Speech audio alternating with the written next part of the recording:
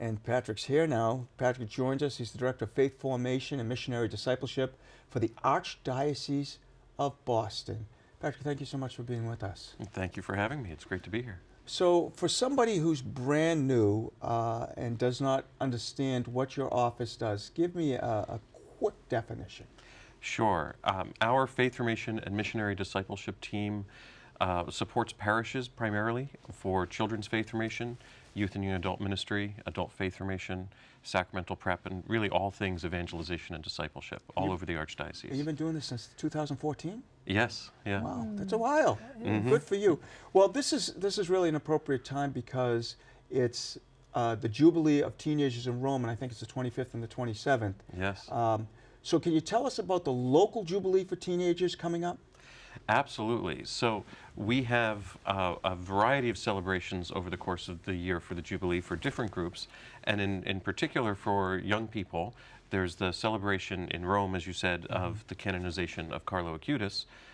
Sunday, it's the Sunday after Easter, so Divine Mercy Sunday, and we are offering that week, Easter week, a sort of Eucharistic pilgrimage through 7 churches, starting Monday night at St. Paul's in Cambridge, and making a loop around the Boston. That's her church? That's my place. There you go. Wow.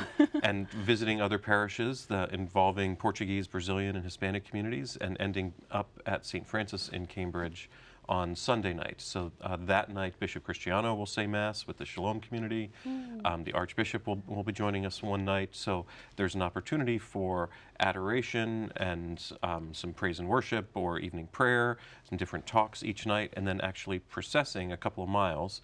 It works out to be about a couple miles from one church to another. You ready? I'm ready. All the walking. That's so exciting. I also love the Shalom community. So this Yeah. just sounds like I would want to do this. I want to join in with you guys. Absolutely, yeah. But I'd love to hear. So I know many dioceses are lowering the age for confirmation. I wonder how that's Yes. affecting our youth ministry here in Boston. That's a really good question. So most parishes have kind of associated their confirmation programs in high school with their youth ministry. And now with confirmation taking place in 8th grade, and the parishes have a couple of years to work on that, they need to think about, okay, what are we going to do for high school youth? And we're encouraging them to think about the main thing is that you have an adult who loves Jesus, who is willing to walk with and accompany and share that love of Jesus with young people. That's youth ministry, and that's what we're trying to help parishes do in all kinds of different ways, partnering with different organizations, things like that. Well, after confirmation, a lot of times people are afraid, okay, the child got confirmed, we're not going to see that child again. So what tips do you give to someone who's running youth ministry or to parishes or even parents? What do we do to keep those kids, young adults, engaged? Absolutely.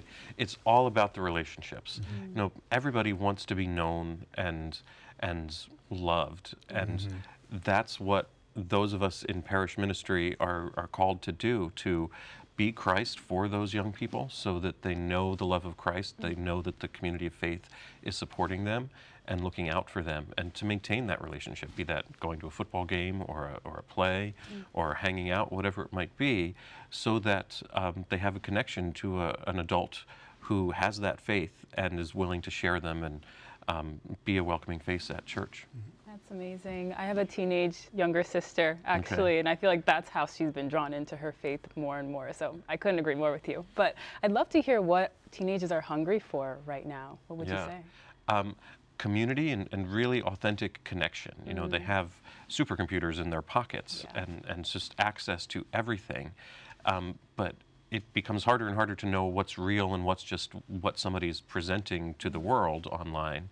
And it's that real human connection to other people, and who are facing the same struggles and able to help them with the struggles they're facing together. How about obstacles? So I'm sure there are some obstacles, and maybe those phones are part of the obstacle, but what are they and how do we get past them?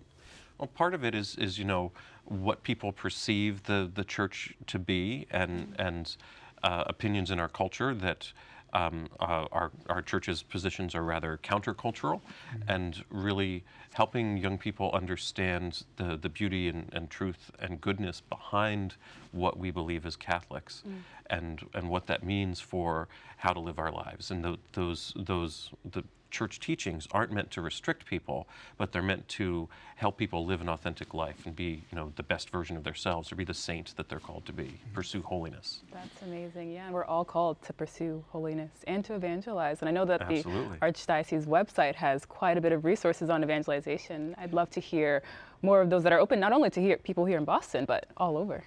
Yes, so at evangelizeboston.org, we have all sorts of resources, many specific to the Archdiocese of Boston, rules and regs for confirmation, Lenten Easter guidelines, all that sort of thing.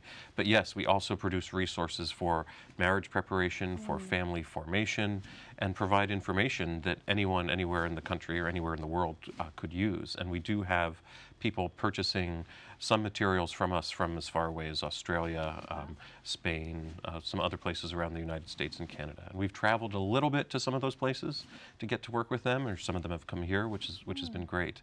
But evangelizeboston.org, anyone can check out some of the resources and materials available there. It's a great website. I was there. It's a thank wonderful you. website.